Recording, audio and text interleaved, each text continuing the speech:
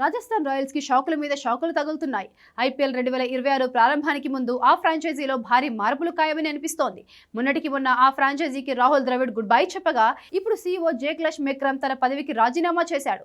సంజు శాంసన్ కూడా రాజస్థాన్ నుంచి బయటకు రావాలని చూస్తుండటంతో అసలు ఈ ఫ్రాంచైజీ పరిస్థితి ఏంటి అని క్రికెట్ వర్గాల్లో చర్చ మొదలయ్యాయి. Rajasthan royals marketing head Dwijendra Parashar కూడా గత సీజన్ ముగిసిన వెంటనే వదిలేళ్లాడు. ఇప్పుడు సీఈఓ జేక్లష్ మెక్రమ్ కూడా తప్పుకోవడంతో బహిరంగమైంది. క్రిక్ బజ్ రిపోర్ట్ ప్రకారం జేక్ ఇప్పటికే ఇతర ఐపీఎల్ ఫ్రాంచైజీలకు, ఇండస్ట్రీ సహచరులకు తన నిర్ణయం తెలియజేశాడు. 2016లో జూనియర్ రోల్లో రాయల్స్ తో చేరిన అతను ఆపరేషన్స్ విభాగం నుంచి ఎదిగి 2021 నాటికి కేవలం 28 ఏళ్ల వయసులోనే సీఈఓ పదవిని చేపట్టాడు. ఈ ఏడాది అక్టోబర్ నాటికి తన పదవి నుంచి పూర్తిగా తప్పుకోనున్నాడు. మినీ వేలానికి ముందే రాజస్థాన్ రాయల్స్ లో సమూల మార్పులు చోటు చేసుకునే అవకాశం ఉంది. సంజు శాంసన్ నుంచి ఆర్ఆర్ మేనేజ్మెంట్ సంప్రదించి మరో ఫ్రాంచైజీ ట్రేడ్ చేయాలని కోరినట్లు వార్తలు కూడా వచ్చాయి. చెన్నై సూపర్ కింగ్స్ కూడా సంజు కోసం ఆసక్తి చూపిందన్న కథనాలు కూడా వెల్లడయ్యాయి.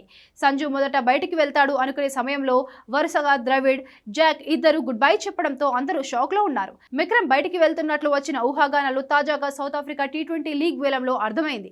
అతని స్థానంలో శ్రీలంక మాజీ కెప్టెన్ కుమార సంగక్కర నేతృత్వం వహించడం మరింత ఊహాగానాలకు బలం చేకూర్చింది.